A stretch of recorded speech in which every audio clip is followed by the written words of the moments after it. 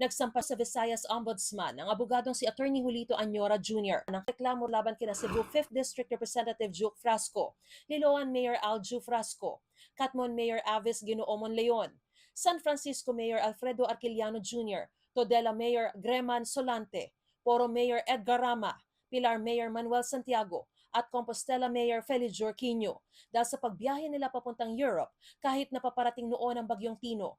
Ang isinampalaban sa kanila, paglabag sa RA 1319 o Anti-Graft and Corrupt Practices Act, RA 6713 o Code of Conduct and Ethical Standards for Public Officials and Employees, RA 7160 o Local Government Code, at RA 10121 o Philippine Disaster Risk Reduction and Management Act of 2010. I'm not in any manner connected to any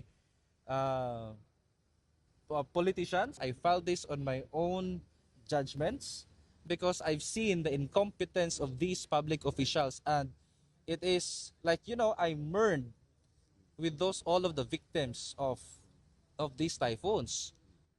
If these local chief executives are just present during the typhoon, I would not have filed this case.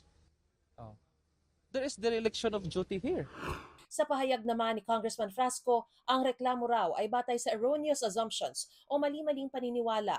Authorized official mission daw ang kanyang pagbiyahe sa London bilang bahagi ng delegasyon ng World Travel Market at aprobado ng House Speaker sa pamamagitan ng Secretary General. Nang malaman daw niyang matinding pagbaha sa Cebu, ay agad din daw siyang gumawa ng hakbang para makabalik agad sa Pilipinas.